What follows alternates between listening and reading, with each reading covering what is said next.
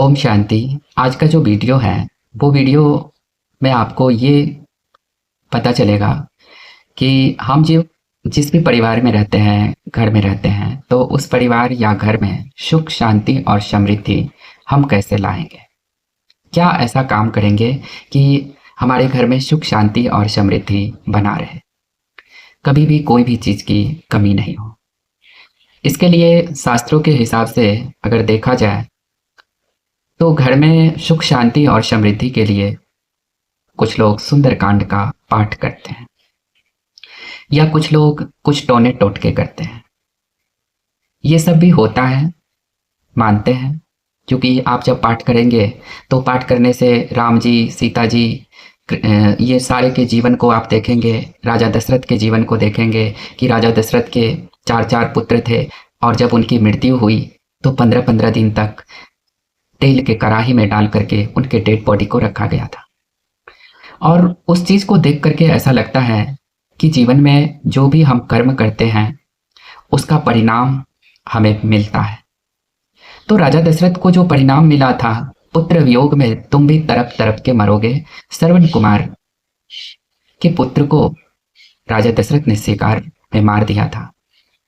और श्रवण कुमार के जो माता पिता थे उन्होंने श्राप दे दिया था। तो इस संसार में भी आप कोई भी ऐसे काम मत करिए जिनसे किसी के भी दिल और दिमाग ऐसे नर्वस हो जाए।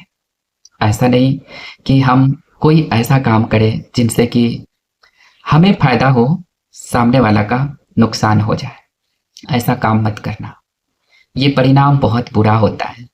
अगर हमारा भी अच्छा हो, सामने वाला का भी अच्छा हो तो चलेगा, लेकिन सिर्फ मेरा अच्छा हो, सामने वाला को कुछ भी हो जाए तो नहीं चलेगा।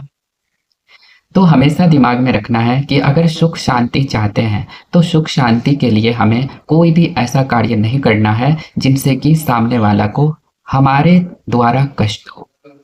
हम गलत काम कर देते हैं, करवा देते हैं और उसके बाद सोचते हैं कि नहीं नहीं, मैंने तो ऐसा सोचा ही नहीं था, मैंने तो ऐसा किया ही नहीं था, फिर भी ऐसा कैसे हो गया। जैसे कि घर में ही कोई है, दो भाई है, मान लीजिए एक भाई ने क्या किया, दूसरे भाई के हिस्सा जो जमीन है उनको बेच दिया। अब ये भाई जो है अब तकलीफ में पड़ गए कि मेरा कहाँ मिलेगा, बहुत लड़ाई झगड़े हुए, मारपीट हुए, तो इनको कहीं पे हिस्सा दूसरे जगह दिया गया। यहाँ से कर्म खराब होना शुरू हो जाता है। तो कोई भी काम अगर आप करते हैं तो सोच समझ करके करिए। काम तो उस समय हो जाता है लेकिन परिणाम बहुत बुरा आता है। इसलिए जब भी कोई भी काम हम करते हैं तो सोच समझ के किया कीजिए। परिवार में तंगी आने का यही सबसे बड़ी कारण होती है। दूसरी बात है कि हम ईमानदार नहीं होते हैं।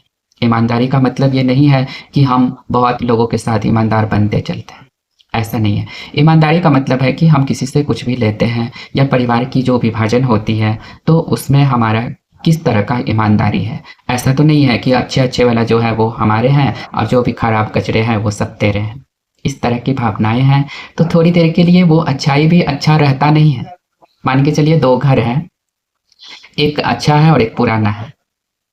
तो अच्छा वाला जो है वो, एक भाई कह रहा है कि नहीं नहीं वो तो मुझे अच्छा लग रहा है तो वो मुझे चाहिए, वो जो खराब वाला है तो वो उनको दे दो। अरे जो अच्छा है वो भी कल खराब हो जाएगा, क्योंकि तुमने दूसरे को कष्ट दिया ना, तकलीफ दिया ना। और यहाँ पुल कौन बांधता है? कोई कुछ बांधता नहीं है, सारे यहीं धरे के धरे रह जाते हैं और एक दिन हो जाता है राम नाम सत्य है।